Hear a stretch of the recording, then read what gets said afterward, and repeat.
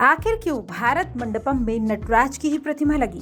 देख रहे हैं आप A1 न्यूज। मेरा नाम है मेघा। स्वागत करती हूँ आप सभी का। G20 कार्यक्रम हो चुका है।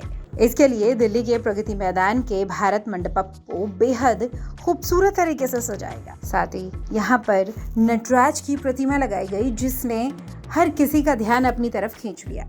नटराज की ये प्रतिमा अष्ट धातु से बनाई गई और दुनिया में ये बनी नटराज की सबसे ऊंची मूर्ति है।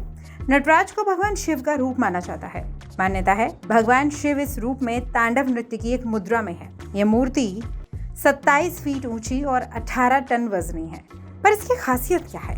तमिलनाडु के स्वामी मिलाई के प्रसिद्ध मूर्तिकार राधा कृष्णन स्थपति और उनकी टीम ने नटराज की इस मूर्ति को बनाया। चोल साम्राज्य के समय से राधा कृष्णन के पूर्वज मूर्तियां बनाते आ रहे हैं। 18 टन वजनी ये मूर्ति अष्ट धातु से बनी है। Copper, zinc, lead, tin, silver, gold, mercury और आयरन से इसे बनाया गया है।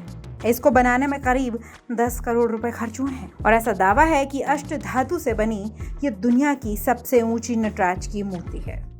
इस मूर्ति का लॉस्ट वैक्स मेथड से निर्माण हुआ है। इस विधि से चोल साम्राज्य में भी मूर्तियों को बनाया गया था। लॉस्ट वैक्स मेथड को 6000 साल से भी ज्यादा पुराना कहा जाता है, इसलिए ये इतनी ज्यादा खास है।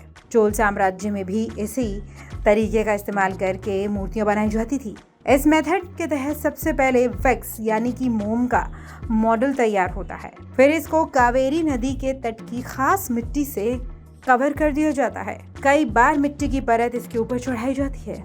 इसके बाद जब मिट्टी पूरी तरह से सूख जाती है, फिर मोम को पिघला दिया जाता है और जब अंदर का मोम पिघल जाता है, फिर एक खोखला खाका तैयार होता है, जिसे आप खांचा भी कह सकते हैं।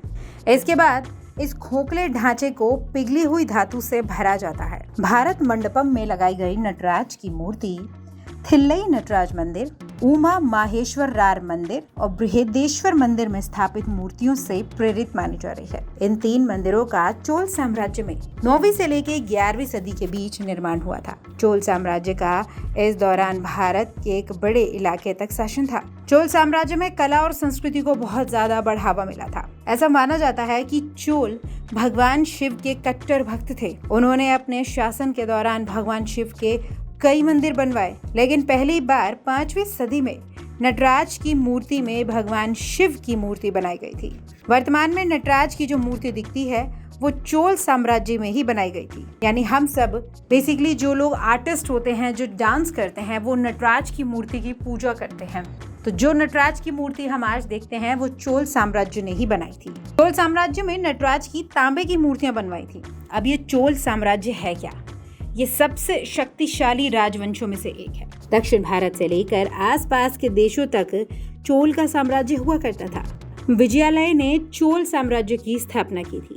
राजा विजयालय ने 8वीं सदी में पल्लवों को हरा दिया था और तंजौर साम्राज्य पे कब्जा कर लिया। विजयालय के उत्तराधिकारियों ने पड़ोसी क्षेत्र को जीता और फिर चोल इलाकों की संख्या और भी बढ़ती चली गई। इस लिहाज से देखा जाए तो प्रगति मैदान के भारत मंडपम में लगी नटराज की ये मूर्ति बेहद खास है। यह हमारी सांस्कृतिक विरासत को दर्शाती है। G20 में इसे लगाने का एक मकसद ये भी हो सकता है कि बाहर से आने वाले लोग भारत कितना संस्कृति में समृद्ध है, कितना उच्च है, उसे भी देखें।